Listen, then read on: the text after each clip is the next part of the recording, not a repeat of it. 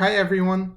The purposes of this video is to show you how to get to all the available problems from your text on WileyPLUS when you assign homework or quizzes.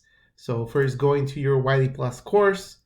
For me it's Math 261 and this is what it looks like from an earlier semester. I've copied this course over. I go to assignments, and when I go to assignments I'll see all the assignments I've created, or I might see other stuff that's available.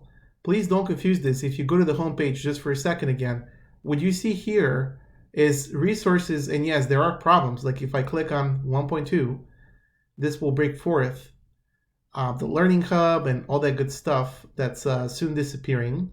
And there's practice, and then there's resources. However, for the actual problems available, that's not it. You would go to assignments, and once you're into the assignments tab on WileyPLUS, you would just create assignment, the plus assignment little tab. Call your assignment whatever you want, sample assignment for example. And here you could put the description, how many points it's worth. I always go back and do that later. You could assign a group to it, such as fall 2020 or spring 2021 or assignment, whatever you want to call it. And then what you want to do for the submission type is select WileyPLUS and add a question set. So in WileyPLUS, you actually create question sets. That's how you get the problems.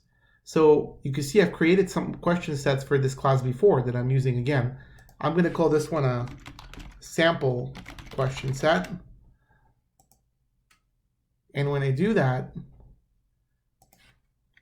sample question set, it is essentially going to show me all the contents of the textbook.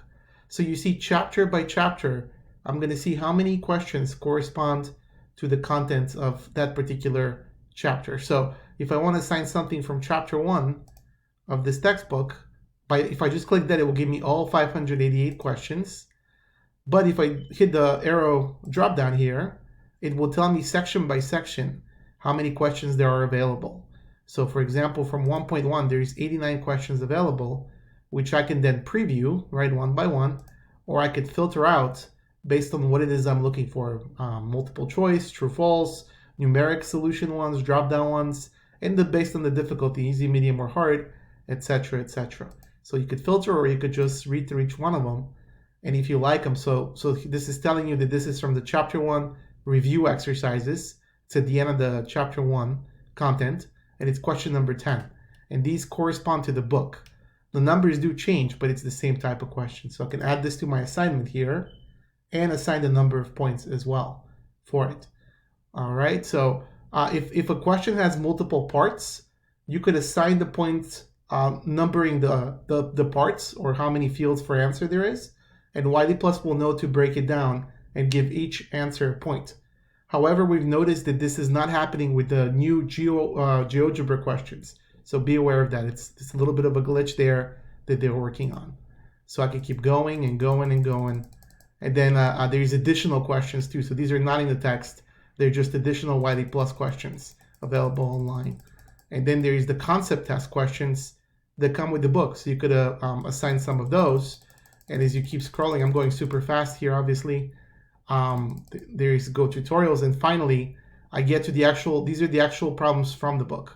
So section 1.1, question 1, section 1.1, question 2, 3, 5, 7, 8. So, and then it's going to list all the ones that are available for this section. So that's how you do it. And you just keep adding questions that you want to use. And when you're done, at the very bottom of the screen, there is a next step. So you would hit that, and then you would go through the homework policies here. You determine how you want to do all the reveals, how many attempts they get, the reveals of the answers, and all that good stuff. You hit next step again, and then create, and it's going to create the assignment. Hope this helps.